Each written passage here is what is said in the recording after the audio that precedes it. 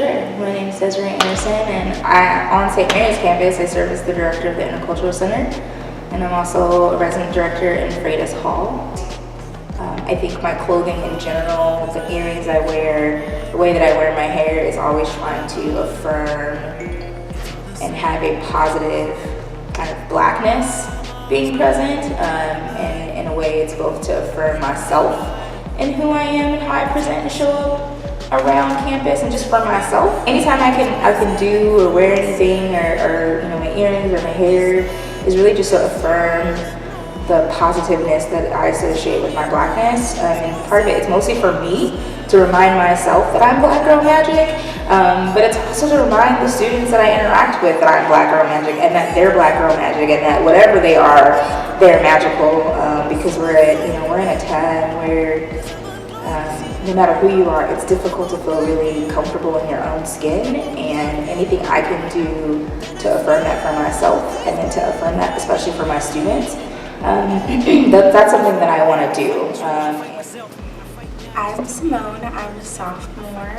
I'm an English major, emphasis in creative writing, minor in women and gender studies. I'm from San Jose, which is about an hour from Moraga. I love reading, I love writing.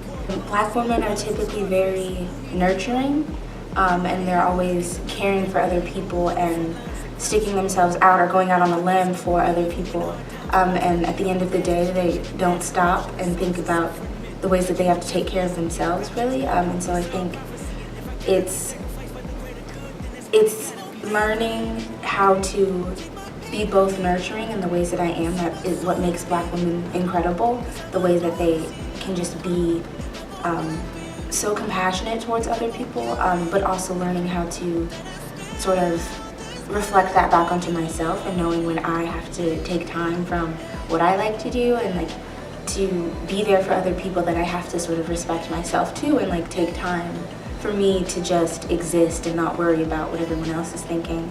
In addition to that, I feel like reminding myself that I don't always have to try so hard, I think, because it's not really something that I was taught. I feel like it's just something that I've always known, that I will have to try harder to be half as good, or to be seen as half as good as a lot of other people. And so reminding myself that I can do my best and that is enough, and that I don't have to extend myself beyond what I am capable of, or beyond what makes me comfortable.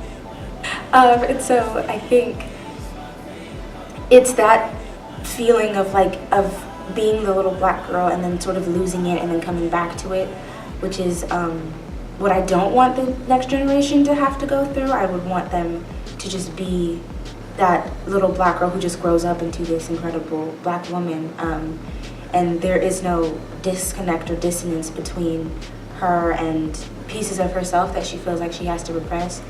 And I think as a woman in higher education who is we go to a private college, it's expensive, and so using that privilege that I have to sort of make room for the generations after me, using my degree to not just make money for me, but to go back and to help other people and bring them up with me, I think will definitely help that, with just reminding little Black children, not just girls, that you don't have to repress the Blackness in you, that should be something that you keep with you throughout your whole life, and you should be proud of it, and it should be on the forefront. I think that you shouldn't have to feel like that's something you have to hide.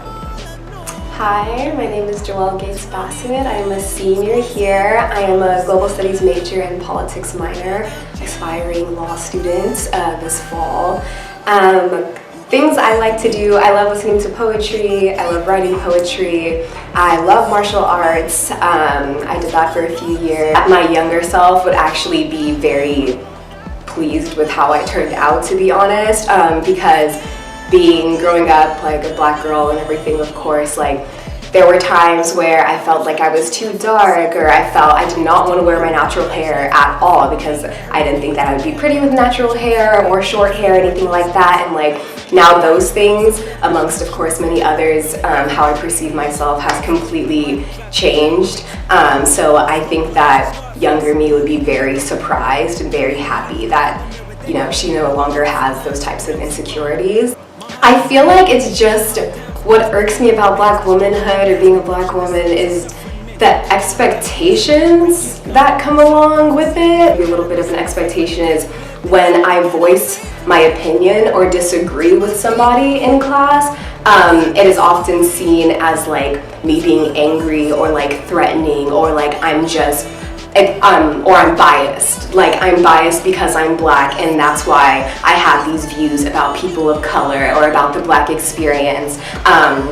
And of course, you know, we all come with our different biases and things like that, but I don't like how oftentimes I feel like my opinions are discredited because I'm Black or because I'm a woman or because I'm a Black woman altogether. Hi people who are watching this. I'm Ornella and I am a sophomore here at St. Mary's and I am an integral major and I enjoy reading. That's one fact that I tell you about myself. I don't think I know a lot about myself, but I just know things that I don't like, you know? What do you not like?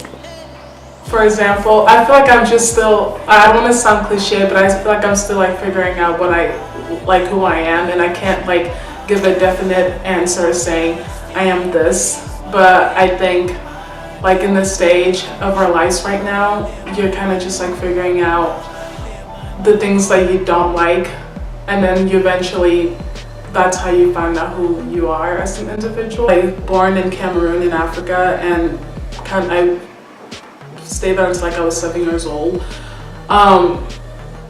It's like being Black, it's not, I don't want to say it's not that much of a big deal, but like it's normalized. It's normal, and it's not like something that's like take a look at like oh my gosh, I'm Black, you know, type of thing. Like it's a normal thing, you know. Whereas over here, I think being Black here in the United States, growing up here in the United States is kind of different because people's actions would confuse them, and you gotta look back and be like, oh, maybe it's because I'm Black, you know. Whereas back home, someone will look at you, but it's not because of they're not gonna look at you because of your skin color. But over here, I think that it feels less normal. I don't know if that's the right word to use, but it feels less normal to be Black. Abnormal. But then, but also, abnormal is the word. But also, there's just so much pride in being Black, and I've seen a lot of it coming out, like Joelle said, like in social media, and social media do play a huge role in like Blackness appreciation. But growing up here has made me understand what it means to be Black in other areas of the world.